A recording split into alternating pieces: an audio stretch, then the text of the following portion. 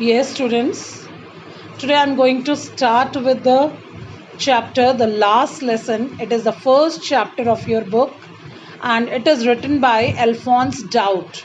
Alphonse Daudet is the writer of this chapter, and there is irony in the chapter that it is your first chapter of the book and its title is The Last Lesson. So it is called an irony. Is that clear? So here I am going to discuss with you the main points of the lesson. Just go through these points carefully because I have already explained you the chapter. Just here I am going to do the main points of the chapters. So just listen to me carefully for the revision purpose. Is that clear? So it is the story of a school teacher. ये जो कहानी है वो एक school teacher की कहानी है who taught French in a district of France, जो कि फ्रेंच लैंग्वेज पढ़ाते थे in a district of France. और कहाँ पर पढ़ाते थे? फ्रांस डिस्ट्रिक्ट में वो फ्रेंच लैंग्वेज के टीचर थे. The district had been captured by the Prussians army. और ये जो डिस्ट्रिक्ट है, जिस डिस्ट्रिक्ट में वो फ्रेंच लैंग्वेज पढ़ाते थे, वो डिस्ट्रिक्ट जो है प्रशियन या जर्मन आर्मी के द्वारा उसको डिफीट कर लिया गया, अपने अटैक करके उसके ऊपर. मतलब उस कंट्रोल अब किसका आ गया? जर्मन्स का आ गया है. प्रशियन आर्मी का कंट्रोल आ गया है फ्रेंच के ऊपर. All teaching of the French language was disallowed. सारी की सारी फ्रेंच लैंग्वेज की जो टीचिंग है वो डिसअलाउ कर दी गई है. दस इन the schools of this district, इस डिस्ट्रिक्ट के स्कूल्स में फ्रेंच लैंग्वेज पूरी डिसअलाउ कर दी गई है. अब फ्रेंच लैंग्वेज नहीं पढ़ाई जाएगी. वहाँ पर जर्मन्स का आक्रमण हो गया है. French teacher were asked to leave that school, कि फ्रेंच टीचर को कह दिया गया कि अब आपकी इस स्कूल में कोई रिक्वायरमेंट नहीं है because there is no French language in the school. Is that clear? तो उन्हें उस जगह से लीव करके जाना है फ्रेंच टीचर को.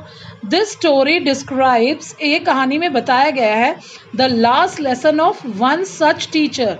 इस स्टोरी में इसी तरह के फ्रेंच लैंग्वेज के टीचर की कहानी है कि जब वहाँ पर से फ्रांस के इस एरिया एल्सेस लॉरेंस सिटी में जब फ्रेंच लैंग्वेज बंद कर दी गई और जर्मन्स को बुलाया गया, तो इस तरह का ये चैप्टर है और फ्रेंच टीचर के बारे में ये चैप्टर है. The story is narrated by a little student. ये स्टोरी जो है अल्फोंस डाउट है, ये जो पर्सन है ये एक छोटा स्टूडेंट है नेम्ड फ्रेंड्स, और उसका अपना नाम है, उस स्टूडेंट का नाम है friends in the teachers class. अब फ्रेंड्स जो है, जो अल्फोंस डाउट है, वो एज अ स्टूडेंट अपने टीचर के लिए क्या रिगार्ड्स रखता है, कैसा कुछ होता है, वो सारा का सारा ये चैप्टर एक स्टूडेंट के द्वारा नरेट किया गया है. लिटिल फ्रेंड्स, और इसका नाम क्या है? Little friends. फ्रेंड्स है उसका नाम. Little Franz was late for school that morning. उस सुबह जो लिटिल फ्रेंड्स था, फ्रेंड्स नाम का जो बच्चा था, वो स्कूल के लिए लेट हो रहा था. He was afraid that the teacher would scold him. उसे डर था कि टीचर उसे बहुत डांटेगी. He was also afraid, वो डरा हुआ था because the teacher was to ask questions on participles. उसे डर था कि आज टीचर जैसे ही वो क्लास में जाएगा उसके सर उससे participles टॉपिक के ऊपर क्वेश्चन पूछेंगे. And he didn't know even a single word. उससे तो एक वर्ड भी नहीं आता अबाउट देम, पार्टिसिपल्स टॉपिक का. ये फ्रेंच लैंग्वेज में जो पार्टिसिपल टॉपिक है उस ग्रामर पार्ट का उसे एक वर्ड भी नहीं आता. Little friends thought of running away and spending the day out of the doors. Little friends ने सोचा कि वो यहाँ से भाग जाएगा, and spending the day out of the doors, कि वो बाहर ही अपना टाइम बिताएगा, बाहर ही, वो स्कूल नहीं जाएगा, स्कूल बंक करके इधर उधर जाएगा. He saw the Prussian soldiers drilling in the open field. और उसने देखा कि भाई प्रशियन सोल्जर्स जो हैं वो खुले मैदान में ड्रिलिंग कर रहे हैं, प्रैक्टिस कर रहे हैं लड़ाई करने की, मार्च पास्ट कर रहे हैं, गन शॉट्स कर रहे हैं, तो इस तरह की वो प्रैक्टिस कर रहे हैं खुले मैदान में. Watching them seem to him to be far more tempting than the rules of participles. उसने सोचा कि यार स्कूल में जाकर पार्टिसिपल्स के रूल पढ़ने से तो ज़्यादा टेम्पटिंग मीन्स अट्रैक्टिव जो है वो प्रशियन सोल्जर्स को, मतलब एक्टिविटी करते हुए देखूंगा मैं, ड्रिल करते हुए देखूंगा, प्रैक्टिस करते हुए देखूंगा, तो वो ज़्यादा इंटरेस्टिंग होगा. हाउएवर ही हरिड ऑफ, वो जल्दी जल्दी करता है टू स्कूल. ये सब सोचने के बाद उसने चल नहीं यार छोड़, स्कूल ही जाता हूँ मैं. उसने अपना प्लान किया, ये सब बातें छोड़कर उसने सोचा चलो यार मैं स्कूल ही चला जाता हूँ, आज स्कूल जाता हूँ. ऑन हिज वे, जब वो रास्ते में जा रहा था, little friends passed by the town hall, उसके जब वो पैदल चल के भागकर जा रहा था तो एक रास्ते में एक टाउन हॉल आता है, एक बड़ा सा हॉल आता है, जैसे कम्युनिटी सेंटर्स होते हैं उस तरह का एक हॉल आता है, टाउन हॉल, उसे मतलब उसके रास्ते में ऑलवेज आता है. He saw a crowd of people in front of the town hall in bulletin board. और वही जो टाउन हॉल है बेटा, उसके ऊपर एक नोटिस बोर्ड है, डिस्प्ले बोर्ड है, उसके ऊपर बुलेटिन बोर्ड, रोजमर्रा की न्यूज़पेपर न्यूज़ हेडलाइंस लिखी जाती हैं. तो उसने देखा कि आज बुलेटिन बोर्ड, वही जो टाउन हॉल है उस पर जो बोर्ड लगा है बड़ा सा बुलेटिन बोर्ड, उसके सामने लोगों की भीड़ है. ही सॉ अ क्राउड, उसने भीड़ देखी ऑफ पीपल, लोगों की, in front of the bulletin board के सामने उसने बहुत भीड़ देखी लोगों की. When little friends reached his school, और जैसे ही लिटिल फ्रेंड्स स्कूल पहुंचा, it was all very quite, बिल्कुल शांति थी. स्कूल में जाते ही उसने देखा सब शांत हैं. There were none of the usual noises, जो रोजमर्रा की आवाजें हैं वो भी उसे बिल्कुल नहीं सुनाई पड़ी. It was as quiet as Sunday morning, जैसे संडे मॉर्निंग को जब बच्चे स्कूल में नहीं होते उस तरह की स्कूल की जो हालत थी, स्कूल की जो साइलेंस थी वो इस तरह की थी. All his classmates were already in their seats, उसके जो क्लासमेट्स थे वो ऑलरेडी अपनी अपनी सीट्स पर, अपने बेंचेस पर बैठे थे.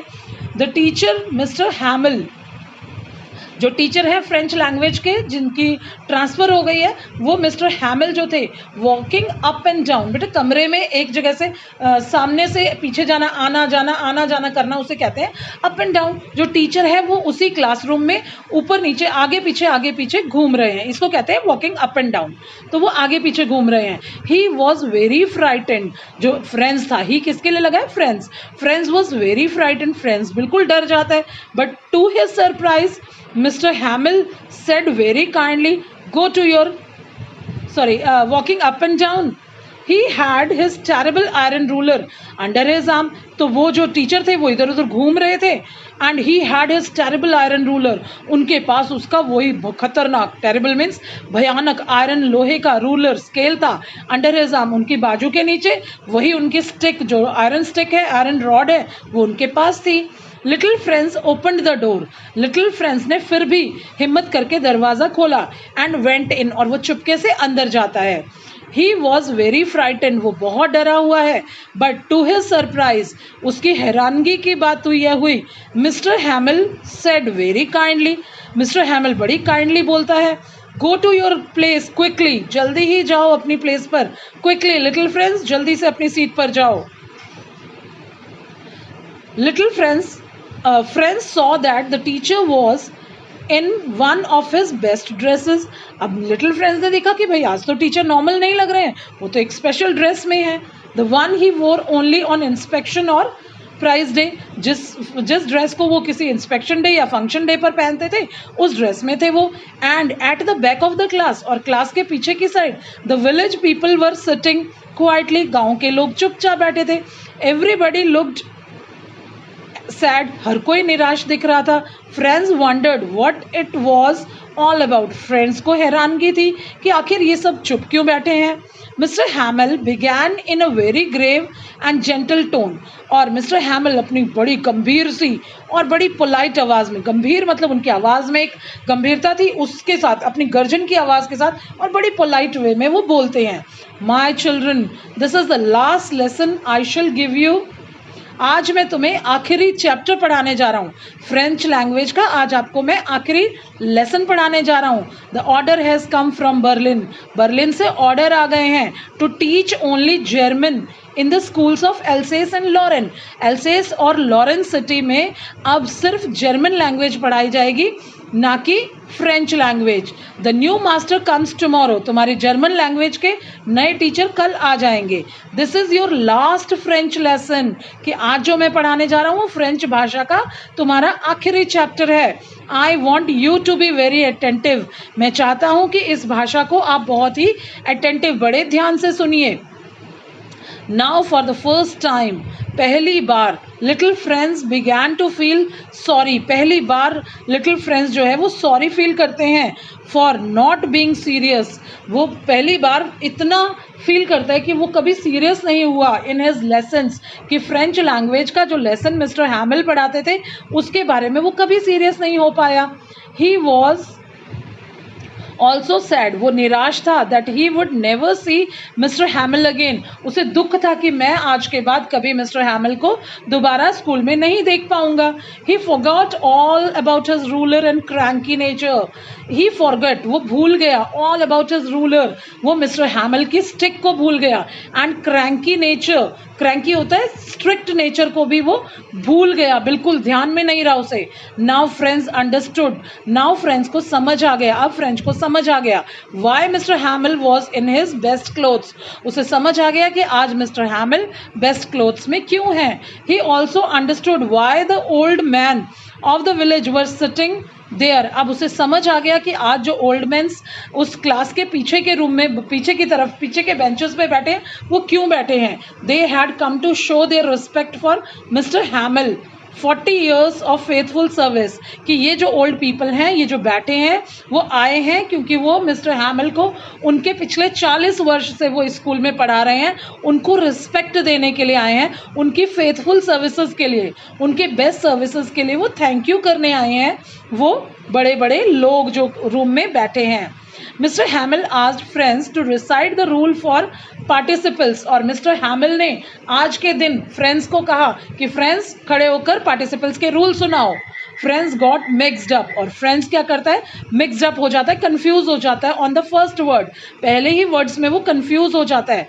But Mister Hamel didn't scold him, पर मिस्टर हैमिल उसे डांटते नहीं हैं. He only said you pretended to be Frenchman, वो कहते हैं तुम अपने आप को फ्रेंचमैन दिखावा करते हो. प्रिटेंड करना मीन्स तुम सिर्फ दिखावा करते हो कि तुम फ्रेंच हो, फ्रेंच पीपल हो. And yet you can not neither speak nor right your own language, और सिर्फ तुम तो दिखावा करते हो कि तुम फ्रेंच पीपल हो, क्योंकि तुम ना तो बोल सकते हो ना ही लिख सकते हो. तुम अपनी फ्रेंच लैंग्वेज को ना बोल सकते हो ना लिख सकते हो, तो तुम कैसे फ्रेंच लोग हो जिनको अपनी भाषा ना बोलनी ना पढ़नी आती है. Is that clear? But you are not the worst little Franz, फिर वो लिटिल फ्रेंड्स को कहते हैं कि तुम ही बुरे नहीं हो. लिटिल फ्रेंड्स, अगर तुम्हें फ्रेंच लैंग्वेज नहीं आती तुम बुरे नहीं हो. We have all a great deal to reproach ourselves with, हम जो तुम्हें सिखाते हैं, हमारी जो अप्रोच है तुम्हें सिखाने की, फ्रेंच लैंग्वेज सिखाने की, वो शायद हमारी कुछ कमी रह गई है. Then he spoke in detail, फिर वो खुलकर बोलते हैं about the French language and said that it was the best language in the world. फिर वो कहते हैं कि ये जो फ्रेंच लैंग्वेज है वो दुनिया जहान की सबसे अच्छी लैंग्वेज है. मिस्टर हैमिल ओपनड ग्रामर, फिर मिस्टर हैमिल ग्रामर का पेज खोलते हैं, ग्रामर ओपन करते हैं, and gave his last lesson to the class.